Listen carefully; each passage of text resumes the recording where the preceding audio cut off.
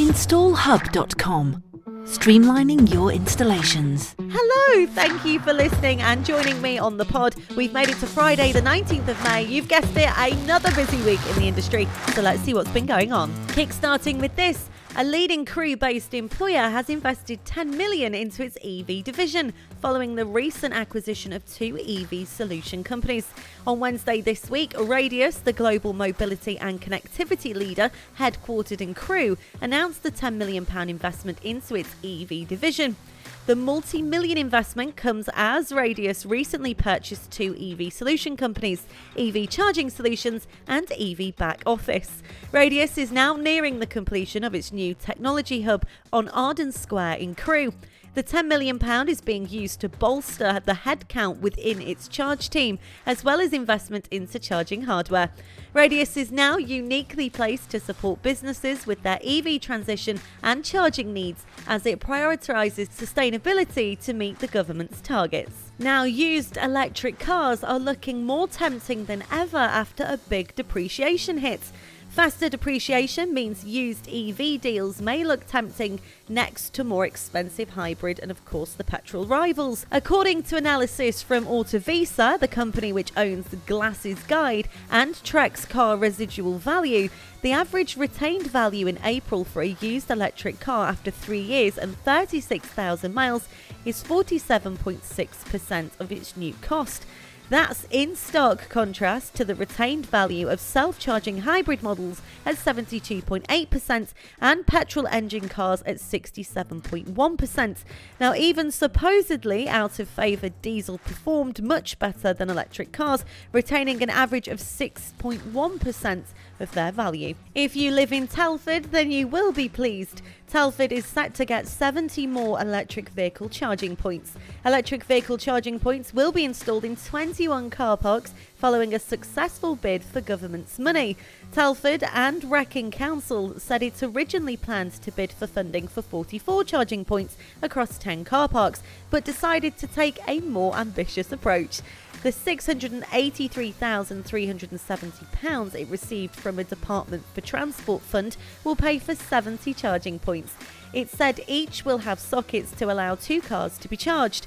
They will be spread across car parks in Wellington, Dawley, Oakengate, Hadley, Ironbridge and Newport. The local authority said it was now seeking a company to carry out the installation. In other news, Everrati has revealed a new EV inspired by the 911 ST. The conversion specialist has added the 70s hero to its growing electric lineup. It does have 440 HP going to the rear wheel via a limited slip differential. That means it's a lot quicker than the original, with a sub 4 second 0 to 60 mph time. The 62 kilowatt battery also gives it a quote range of 200 miles, although probably less if you exploit that level of acceleration too often. Now, this 70s inspired look is built around a G series car, and along with the 21st century popularisation, it also has the 21st century tech elsewhere. Features that include the AC and DC fast charging, air conditioning, it's got powered steering, and also Apple CarPlay. Completing the specification is the option of tractive, active and adaptive suspension. It's definitely one to look out for if you're a bit of a car maniac. It's one to have in the collection for sure. Going from Apple CarPlay to Apple Maps. The Porsche Taycan is the second car to actually adopt Apple Maps' EV routing feature. All Taycan models are supported, though models from 2021 or older will require a free software update. Studies from the European Environmental Agency and the International Energy Agency has shown that EVs are a greener solution than gas vehicles, no matter where they're driven or how clean power generation is in the area. Worldwide CO2 emissions from power generation have dropped by about 11% since 2007, as think tank Ember Climate depicted in the 2023 Global Electricity Review. These and other date sets show that EVs will continue to become a lower emission product as various countries shift towards renewables for power generation. Think tank Amber Climate has also revealed that Spain, Sweden and Belgium are the European countries setting new wind and solar records. Solar and wind production was more than half of Portugal's electricity for the first time last month. April saw the renewables reach 51% of electricity production, beating the previous monthly record of 49% in December 2021. Strong solar deployments, electricity imports from Spain and lower demand kept energy generated by fossil fuels to just 24%, despite a drought-driven dip in hydropower. As Europe emerges from a crisis winter, strong growth of wind and solar are paying dividends, says Ember analyst Nicholas Flungham. The spring renewables are already lessening the impact of drought and high electricity prices across the EU, as well as lowering emissions. In other news this week, a space mission is set to improve solar storm forecasts. Experts have warned that solar storms can pose a threat to power grids as well as satellites orbiting Earth such as GPS. Satellites launched into space could send back improved warning of danger solar storms thanks to a breakthrough in its way scientists use space weather measurements. Experts from the University of Reading have found that using satellite data that is less reliable but returns to Earth quickly can be used to improve the accuracy of solar wind forecasts by nearly 50%. Speaking of space, could space-based solar power finally be in reach? For years, space-based solar power has seemed like a distant dream. In theory, it works like this. Solar panels are positioned on satellites receiving energy from the sun, and then they transmit this energy to Earth via either microwaves or lasers. There are receivers on Earth that then take this energy and store it in battery plants where it can be used as a source of clean energy for homes, businesses and just industries in general. Now, the benefits of such a process are significant. Unlike solar panels on Earth, space-based solar farms could generate energy 24 hours a day and as a result could generate 40 times as much energy as Earth-based solar power. Scientists have been developing space-based solar technology for half a century, and in the past 5 years there has been increasing discussion of tests for smaller space-based solar farms. Excitingly, a few recent technology developments in the field might have the answers to some of the problems that have held back this technology for decades, including prohibitive costs and the logistical challenges of building power generation facilities so far from Earth. But I mean, look, solar panel needs sunshine, place it near the sun. It's gotta work, right? Great findings, and hopefully we'll get there pretty soon. On now to battery news this week. A security guard has claimed he cheated death after his e-scooter burst into flames as he had it charging in his kitchen.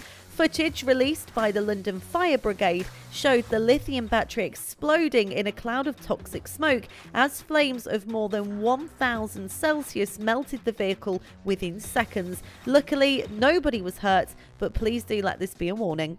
A battery gigafactory deal with Jaguar Land Rover could be imminent, according to Jeremy Hunt. The Chancellor says watch this space on increasing supply side for electric vehicle manufacturing in the UK. Negotiations are ongoing between the Indian-owned car manufacturer and the Department for Business and Trade over a new gigafactory, which would supply car batteries for electric EVs. The Chancellor has suggested that an agreement could soon be struck that would drastically increase UK capacity in the supplying of batteries for EVs. Panasonic has also announced plans for multiple new battery factories in North America by 2030. Now, over in France, they have announced this week that they will spend £500 million a year on tax credits for wind and solar power, heat pumps and batteries, funded by a tax rise on carbon incentive fuels. The tax credit makes France the first EU country to take advantage of a loosening of European state aid rules in recent months in response to new tax subsidies in the United States made available by the Biden administration's £340 billion Inflation Reduction Act. Now, Le Maurice, who is the ministry, said the tax credit, which will be available on a temporary basis in line with the new EU rules until 2025, with the possibility of an extension to 2029, was expected to generate private investment totaling €23 billion by 2030 and directly create 40,000 jobs. So what's been happening this week with green tech? Well, work is underway at Peterborough College to raise funds for £12 million with a centre in mind for green technology. The tech hub is expected to open to students next year. Plans for the 3-storey technology centre recently secured planning approval from Peterborough City Council, and they can't wait to be boosting green technology knowledge in their area. Green Tech, the International Horticultural Trade Fair, is said to experience significant growth this year with 525 stands. This is according to the Mariska Drechsler, who is the director of the Horticulture Green Technology Global.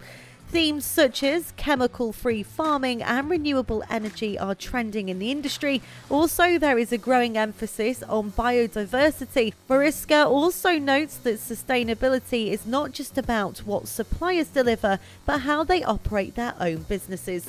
Pre-registration for visitors has been steadily increasing, with a notable number of 14 sign-ups from trade missions, including South Korea, China, Canada, America, Romania and Bulgaria.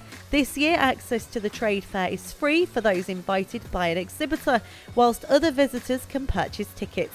This is partly to enhance the quality of visitors, but also to ensure the quality of the knowledge programs. Green Tech is investing heavily in these programs and pavilions, such as on renewables and robotics, to make the event as attractive as possible. And if you'd like to find out more about the Green Tech event, you can check online. And finally, the UK government has announced over £65 million of investment to help speed up the development of new green technologies. The UK is today leading a global agreement to make green technology cheaper and more accessible around the world, whilst also creating green jobs for generations both at home and abroad. So that's it. You are now in the know. A very busy week indeed. I'll be back with you next Friday, keeping you up to date. Do be sure to like, subscribe and tell your friends about the pod. And remember, here at installHUB, we're forever helping you to streamline your installations so you can work smarter and have a little more time to yourself. Be sure to check us out on installHUB.com.